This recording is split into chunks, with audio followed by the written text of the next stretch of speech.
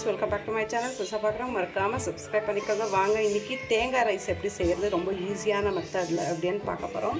So ஒரு முழு தேங்காய், ஃப்ரெஷ்ஷான தேங்காய் எடுத்து ஒடிச்சிருக்கேன். இதை வந்து நம்ம கட் பண்ணிவிட்டு மிக்ஸி ஜாரில் போட்டு அரைச்சி எடுத்துக்கலாம். ஸோ இந்த மாதிரி தேங்காவை கட் பண்ணி எடுத்தாச்சு. இப்போது மிக்ஸி ஜாருக்கு போட்டுடலாம்.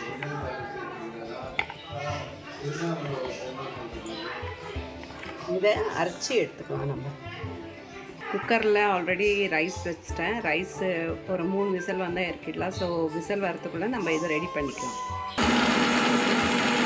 ஸோ இந்த மாதிரி சூப்பராக அரைச்சி எடுத்தாச்சு. நெக்ஸ்ட் என்ன பண்ணுறது பார்க்கலாம்.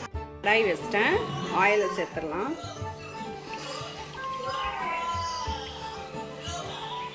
ஒரு 100 கிராம்ஸ் போல் ஆயில் சேர்க்கலாம். இப்போ வந்து கடுகு சேர்த்துடலாம்.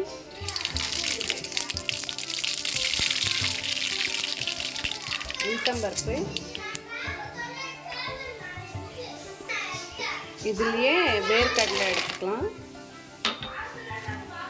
காஞ்ச மிளகா, இஞ்சி, பச்சை மிளகா, கருவேப்பிலை,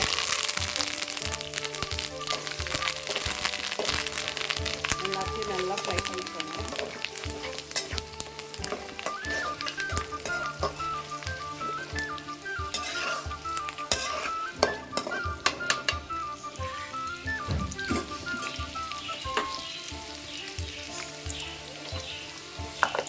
கொஞ்சம் இதெல்லாம் ஃப்ரை பண்ணும்போது லோ ஃப்ளேமில் வச்சுருந்தேன். இப்போ வந்து ஹை ஃப்ளேமுக்கே நம்ம டர்ன் பண்ணிக்கலாம்.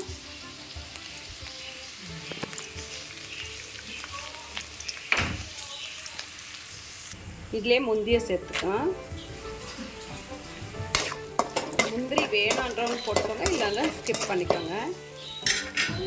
நெக்ஸ்ட் வந்து அரைச்சி வச்ச தேங்காய் ஆட் பண்ணிடலாம்.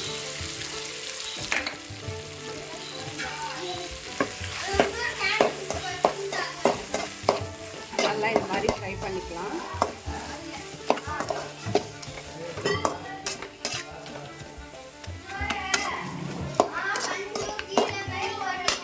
ஸோ இந்த மாதிரி ஃப்ரை ஆன உடனே நம்ம குக் பண்ணி வச்ச ரைஸ் ஆட் பண்ணிடலாம்.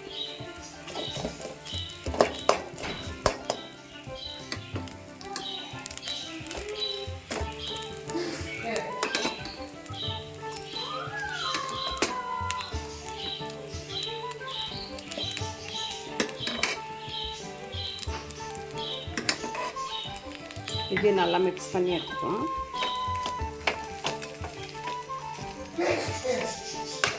ஆல்ரெடி ரைஸ்லேயே நான் உப்பு போட்டிருக்கேன். மிக்ஸ் பண்ணிவிட்டு சால்ட்டு பத்தலைன்னா நம்ம சால்ட்டை ஆட் பண்ணிடலாம்.